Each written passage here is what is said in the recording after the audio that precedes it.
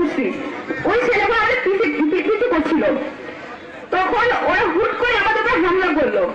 হামলা করার পর ওরা মানে এমন ভাবে হামলা করলো যেন হচ্ছে আমরা সবাই কিন্তু অটোতে ছিলাম, সবাই কিন্তু আহত হয়েছে।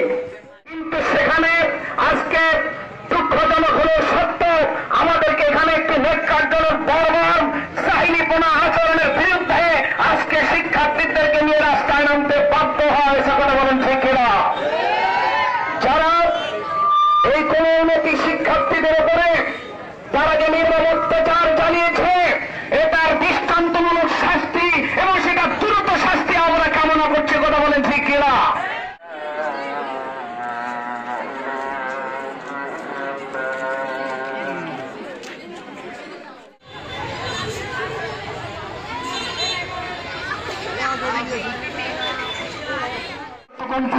এবং তথ্যখণ্ড ঘোষণা করছি, 24 ঘন্টার মধ্যে যদি সন্ত্রাসীদেরকে গ্রেপ্তার করে না হয় তাহলে আমরা শুধু আজকে মানববন্ধনের মধ্যে সীমাবদ্ধ থাকবো না। আজকের এই মানববন্ধনে বাউন্ডা শিশু নিকেতন মডেল হাই স্কুলের 734 জন ছাত্রকে নিয়ে আমরা এখানে অংশগ্রহণ করেছি।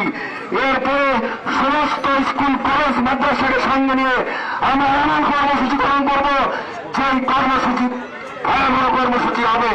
রাজপথ, রেলপথ সহ এবং সমস্ত কিছু আমরা বন্ধ করে দেব, দিয়ে আমরা এই দাবি আদায় করব।